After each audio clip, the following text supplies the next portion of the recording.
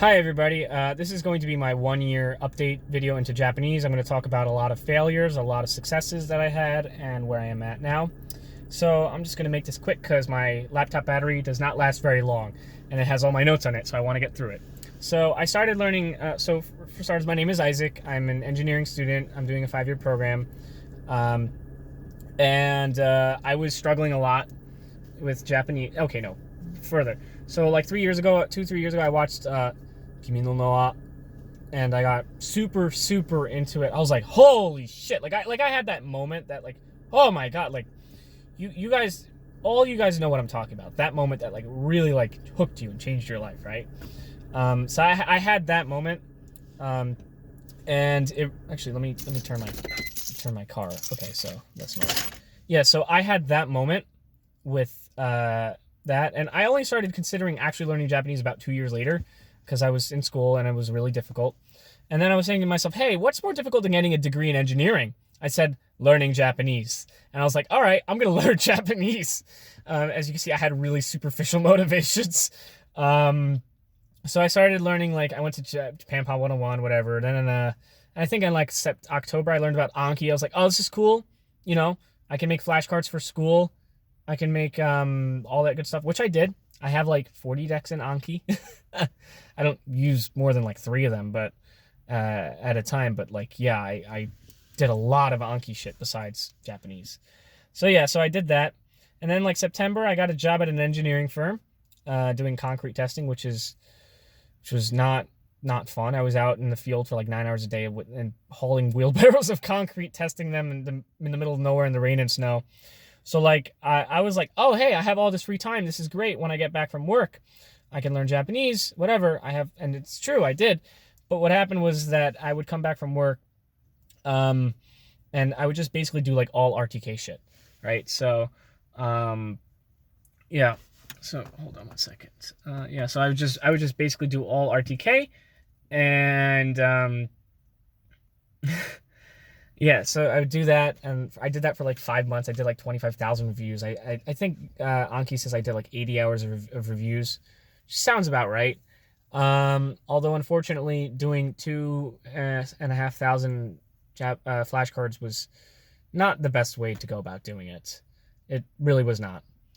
In March, I believe I finished RTK, but unfortunately for me, throughout that process, I had not actually done much listening. That was a big problem. So, yeah, the essence of language is through listening, right? There are languages that are oral but not written, but there aren't many languages that are written but not oral, right? Except for maybe something like programming, but languages are in essence oral, right? So that's something that's really important to understand, right? Yeah, you can read a lot too, but like you really are only going to get it once you do a ton of listening. Not just normal, like have one earbud in kind of, no. You need to like actively listen and then passively listen to the things that you understand, like maybe like 70-80% more. Because that passive listening is only good for things that you really understand most of the vocab. So anyway, so this was March. Then I went back to school for a bit, I think. Yeah, so I was back to school. Still haven't figured out that listening is super important. I was watching Matt's videos, and he was saying things like, oh, you're going to hear words pop out of you every like 10 minutes. Like, no, nani, this, sashiburi, whatever. I was like, oh, that's happening to me. Everything this guy says must be 100% accurate. And he made that video. He says, learn like 2,000, 3,000 kanji. I was like, I'm going to learn 2,000 kanji. I'm going to do that and only that. And, I mean, it helped, but like that was not the right approach. So then after that, he was like, do Tae Kim's guide. And I was like, I'm going to do Tae Kim's guide, right? But I had done very little listening. And to put in perspective how little I knew once I started doing Tae Kim's guide, I said to myself, okay, I saw a sentence saying something, hisashiburi. And I was like, I've never heard any Japanese person say hisashiburi. And, that's really cringy. And anyone who's immersed in Japanese for more than like 3 weeks knows that that's not true. It's an extremely common phrase. So I was really like not ready for Tae Kim. I just kind of missed the point of, I really missed that whole, like, the fact that, like I love reading. It's just what I do. I'm good at it. I love it. I've been doing it for my entire life. I love reading things, whatever. But I missed out on the listening part. So So yeah, so I did that, and so then I was like struggling with that for like about a month or something. Then I had like a nice break after between school. So then I was going. So yeah. So by the way, this 5-year program is basically you alternate between getting a job and going to school, so that when you graduate, you have a lot of experience on your resume, right? So then I had another break, so that was I could like do like I was able to do like hardcore, and for me hardcore was like 4 or 5 hours. Um, and I made a lot of progress, I think. Let's see, yeah, so I made a lot of progress, and then only later then after that, I think in about September, that I actually, yeah, I got another job. I was applying to jobs that entire time. Um, I got a job working for a big company doing logistics, and I had this really cool moment where programming was something going on behind the scenes in our job, and I had this like rush, that feeling that I had when I started learning Japanese, and I just suddenly started to tell myself, I can teach myself Japanese. I can totally teach myself how to program, and I'm going to kick ass at this internship. And that's exactly what I did. I just kind of taught myself SQL and VBA, and I would just tell myself, this is so much easier than Japanese. And it turned out to be really, really good for my job. So, so yeah, I've been working at doing logistics for like 5, 6 months. And I work like 9, 10 hours a day. And then if you add in the commute, it's like 11 to 12. So again, when I get home, I realized what I was doing is I was essentially like listening to anime, but I was doing it almost passively. I was just kind of zoning in and out. I wasn't like super hardcore focused on it or obsessed with it, which is what you need to really get good. You need to have like a little bit of autism. There's no other way to phrase it. To really get good really fast. And if you want to do like AJET style. And so yeah, so thankfully in the past 3 months, I started to finally understand what it really means to listen, and how that's really important, how you have to spend the bulk of it doing it, and not just passive, the active part too, and what you really should be doing in the condensed part. And I finally started to figure it out now, and I'm finally figuring out grammar, and so yeah, so a year, 6 months, whatever you want to call it, I don't know. No, not 6 months, more like 8 months. Yeah, so actually over a year. So so that's like the highlight of what I'm doing. Right now I have about 2,000 sentence cards. I'm playing video games. I'm playing Tales of Symphonia.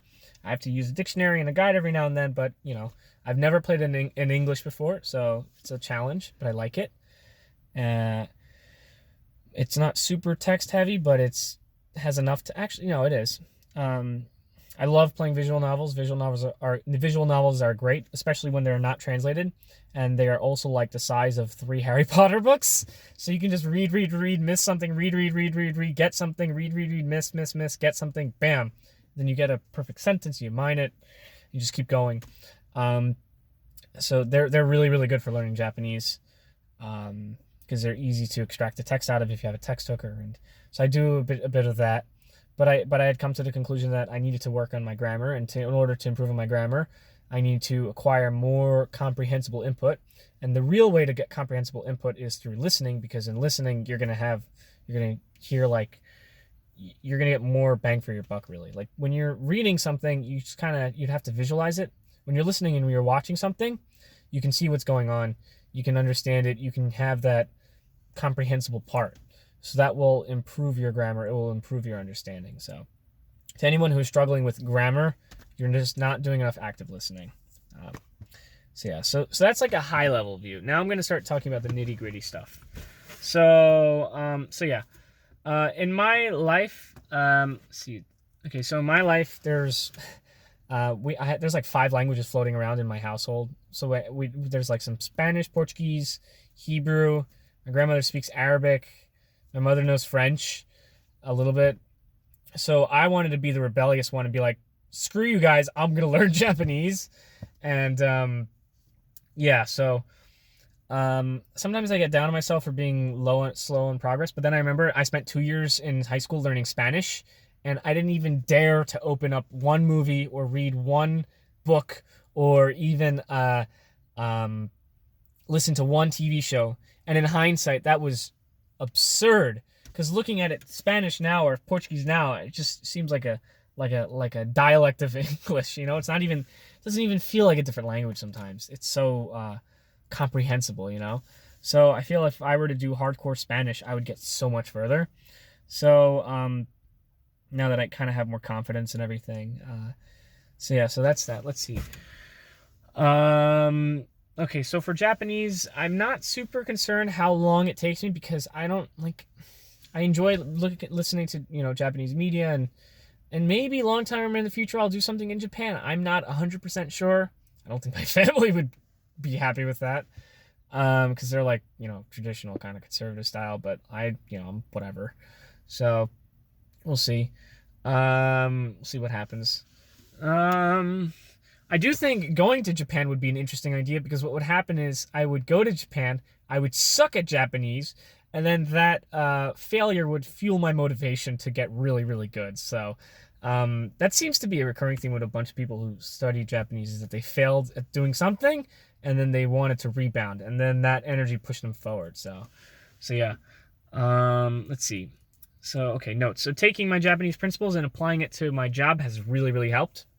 Unfortunately, the more time I spent at work, and while it's not super intensive, it's not like manual labor anymore. It's hard for me to kind of focus and, to do everything I need to do. And it sucks. And it's partially my fault because I didn't really understand how this all works until much later in the game than I should have. But that's okay. Now I kind of have the idea. Yeah, I'm behind on sentences, but that's not really what matters. The immersion is what matters. Okay. So I graduated in May 2021. So after that, I'm probably going to take a break because I've just been working, studying. I'll probably take a long break, maybe like 6 months, a year. And maybe then I'll do some hardcore AJAT stuff. Really like I still use my YouTube channel. I still watch YouTube videos daily. I still, do stuff on Twitter daily. I do think it would be fun to really just cut it all out for like 3 months or something. Just really, get rid of it. All right. Meditation. I tried getting into meditation, and then the mind illuminated. This was from Matt's original video, which he since deleted. Although someone re-uploaded it on the AJAT subreddit, so you can find it there. And he was like, dude, read The Mind Illuminated. So I started to read it. And then it came out that the guy who wrote the book cheated on his wife. And I was like, all right, screw that book. I'm not going to bother with that. So I haven't meditated in a while, but, whatever. Although I do think that introspective awareness is important because you can understand if you're actively immersing and not just like half-assing it. So, okay. All right, so this one. Playing a video game in English, again, in Japanese is a great way to build vocabulary, but you won't struggle that much. You won't be, if you really understand the game, like me, Paper Mario, the 1,000-Year Door, I know that game inside out. I've played it so many times. It's like my favorite game ever, right? But playing it, first of all, it's all kana, it's mostly kana, which sucks. So that sucks. Just no way around that. It's not like I'm not really like reading kana for kids. It sucks. It's not cool. It's not fun. When you're so used to kanji, right? So that's the first thing. And the second thing is that if you really understand it all, you're not really going to be struggling. And the struggling is when you're getting the gears turning. That's when a lot of the acquisition happens. That's when a lot of the learning happens. So it's better to play a game you don't know in Japanese. That'll really like improve more than like you can pick up vocabs, and if you're into the game, you'll put it into Anki and you'll remember it, and you'll have like just a little emotional attachment to that moment, and you'll remember it. But like it's different. So okay.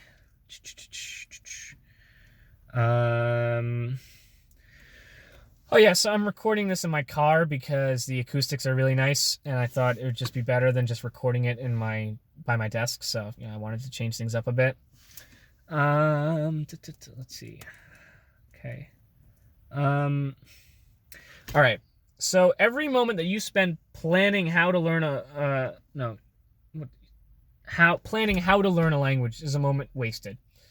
The amount of time my first biggest flaw was not understanding how important listening was. The second biggest flaw that I had was wasting a fuck ton of time with Anki, with subs to SRS, with Morphman, with all that crazy bullshit. Honestly, like, it's just a waste of time. It does work. You can get a pre-made deck, but like, I would just like spend so much time just fiddling with Anki, which, it did have a benefit. It did help me in school when I started to use Anki for school, and it did improve my GPA a little bit. But I lost so much time just not like actually learning. Just like, I'll do this, I'll do that. Let me try this. Let me make a graph of these and how many leeches I have per 1,000 cards. Or like I was just doing all this statistical bullshit, which was not necessary and not what I needed to do. Just kind of skirming. What's the word? Just kind of avoiding actually studying. So that was my other big problem. Okay.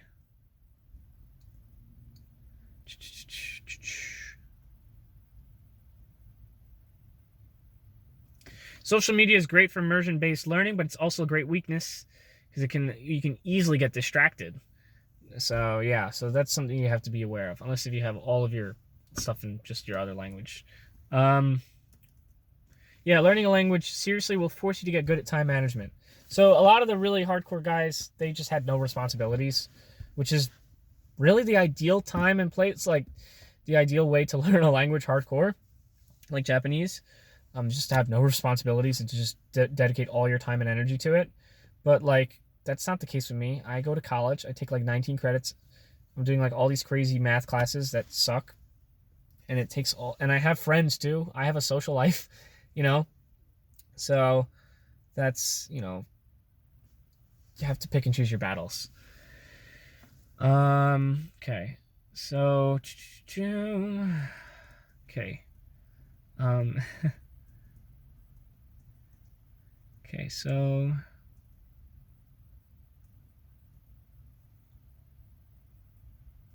yeah, mistake I wrote here, the mistake one was just RTK, just kind of fixating on it, not realizing that it doesn't actually like, and by the way, right now, I forgot like most of the keywords. I won't even know what they mean unless if I like, if you showed me the kanji, I wouldn't know, but if you showed me like, I don't know, whatever. If you showed me like the word, I'd be like, oh, I know what that means. If you showed me the individual kanji, unless if it was a word also with like the suffix, I wouldn't know I probably wouldn't really know what it means, which is kind of crazy, but it seems to be fine for me because I'll just kind of read the word. I'll just be like, yeah, I know what that means. I know what that means. I won't kind of know what that means.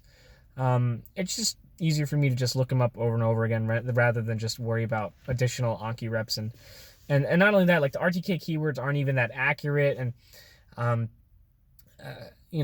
in the same way that when you start doing monolingual definitions, you start to see more like nuance, you start to see a better like understanding of, you get a better understanding. Same thing with RTK, like you'll realize that the one keyword thing is garbage. So yeah. My second thing was Tae Kim without enough immersion. And then the final mistake was spending an enormous amount of time learning about Japanese. So yeah. Now, do I regret all this lost time? Actually, no, because I've built up a fantastic media collection. I have all these cool, a million resources. I have all these cool memories, all these games I've played. So even if I don't like people, I remember Matt said like, oh, what's the point if you quit halfway? I don't agree with that because it's not really like, if you want to live in Japan, then yeah, but I'm just kind of here to just kind of like understand the content a little bit, read, manga, light novels, visual novels, whatever. I'm not that concerned about like getting a job and being a salaryman or whatever, So for me, it's like, it's not that big of a deal. Yeah, so, but I am going to continue, and I know that when I'm done with school, I'll probably do it hardcore for a little bit. So, but by that time, all the actual AJATers and MIA guys are going to be totally fluent because I can't compete with them. They're way ahead of me. And it sucks not being, ahead. I mean, like, I can understand anime. It really depends on the anime. If it's something easy like Toradora, I can get like, I don't know, 40% maybe. Anywhere from like 20 to like 60%, I guess. Something like Pokemon, it's like 50, I guess. Everything Ash says is super, super easy. He just says the same shit all over and over. When they have like exposition, it's a little, or when they just have like exposition dumps, it's a little bit weird. Or when they have like weird technical Pokemon vocabulary, I don't really get it. But like, that's just kind of part of the process. Yeah, so news is out of the question, particularly because there's just a lot of kanji that I haven't been exposed to. According to Morphman, I know about 1,000, which seems reasonable. But there's a whole extra 1,000 of like technical business stuff that I just haven't really been exposed to. But if I just read them and study them and continue immersing in it, I will eventually get it. But yeah.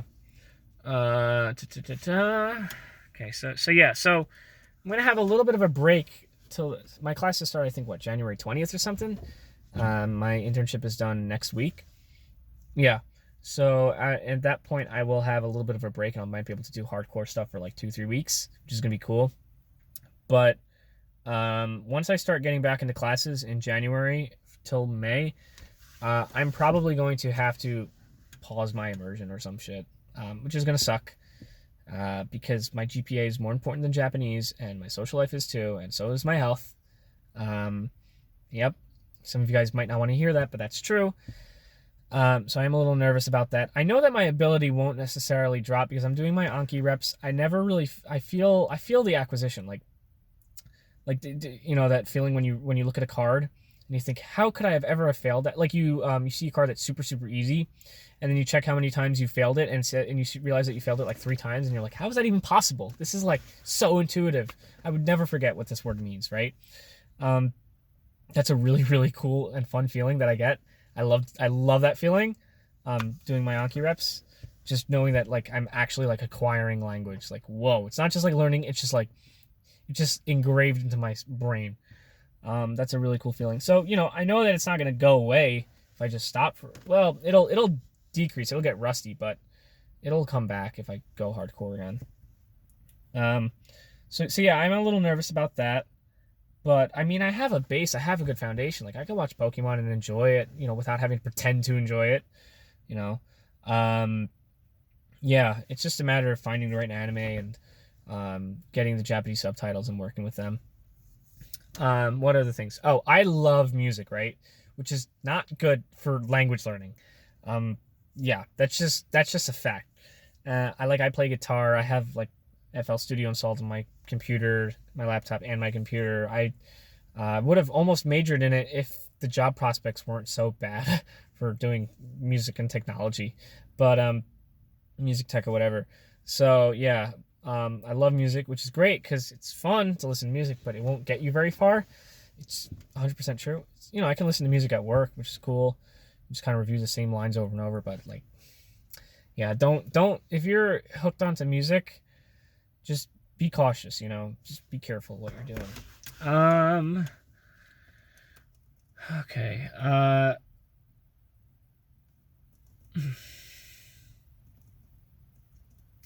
So yeah, immersion isn't just the key to success. I really think comprehensible input is the big thing that gets you going. That is what really, really matters. Because without it, you're just gonna not have the full picture. You're just not going to. You're not going to. You're just not going to get it. You're not going to understand what you're listening to, and you're gonna have this illusion that you're getting somewhere, but you're not. And when you finally start actually getting somewhere, you'll know what it's like, and then you're like, oh, I thought I understood this, but I didn't, And then you realize what it means like to actually understand something, and you're like, shit, I'm still a beginner. So, all in all, I'm still a terrible noob, which sucks. This 1 year / 8 months / whatever you want to call it. I do regret that I wasted a lot of time. I do feel pretty bad about it, but New Year's is coming up, and the best time to start practicing New Year's resolution is like 2 weeks before. So if I want to start actually getting good, now would be a good time. What else? Yeah. The effective filter hypothesis is super, super important, right? Stephen Krashen. So what the three things: motivation, self-confidence, and anxiety. If you have any of those, so if you need the motivation, you need to be obsessed. That'll help. You need to have self-confidence. That's also really important. So I would just recommend if you lack self-confidence, just watch something like Pokemon, or watch an anime that you haven't seen in like 3 or 4 months, and you'll understand so much more, and you'll be like, wow, this is great. And anxiety. If you are anxious about like the future, if you have like concerns about like, I don't know, politics or Trump or whatever, and you're struggling in school, that was a big one, I think. Struggling at work, struggling at school gave me a lot of anxiety. Now I'm not struggling as much, so that is not a big problem, but if you have a lot of anxiety, it'll really, really screw you up. So, I wrote down here, statistically speaking, if you're doing any sort of AJET, you're probably a white male in your 20s who's depressed. I wrote that. Just be cautious. There's no guarantee that learning Japanese will cure your depression. So just another thing, like, so let's say you do it hardcore for 2-3 years, you get to the mountaintop, then what? Are you going to move there? Have you planned that out? Have you really thought about what you're doing? Are you just going to continue immersing? Like, what are you really going to do? Are you just going to be back at your same old, like, okay, now I can understand this and this. Now what? Like, just, be conscious of that. What else? Best types of immersion is when you forget you're listening or reading a second language. That's an amazing feeling. I love when that happens. I just have to get really, really into something. And it's good because it's just like fun and it's just immersing. But it's also not so good sometimes because then I forget to like actually like look up words and like to forget that I'm studying. And I just kind of I'll watch like a whole episode of a show and I'll learn like 1 or 2 words. Which is not ideal, but it is fun. So fun is, an important factor. So the ideal time to do this kind of thing would be in freshman year of like high school or college. Right now I'm a junior though, so it's difficult. You can see Matt has not uploaded a video in like a while. He's been like taking like 2-3 months breaks. I think because he's doing his like senior year or something, so can't blame him. Yeah, so I think I covered almost all of my notes. So yeah, if you want to, I'm probably going to upload a video of me reading Japanese so you guys can actually like judge it and you guys can actually like say, hey, you're a big fat failure. What else? I would like you, please subscribe to my channel. Not because of my ego or whatever. I wanted to increase my ego. I just read my resume. No. But because I want people to hold me accountable and say, hey, whatever happened to you? You used to be doing Japanese. What happened? I want people to kind of comment on my channel and do that. So I encourage you to do that. I'm going to upload a video of me reading soon. So there's that. Yeah, I didn't really talk much about like the actual like, nitty-gritty details of Anki and, all that stuff. I didn't talk too much about like how Japanese YouTube sucks compared to English YouTube, and not even close. What else? I mean, you guys, if you're watching this video, you already know what I'm dealing with. But one more big one. Do not spend much time talking to people about learning the language.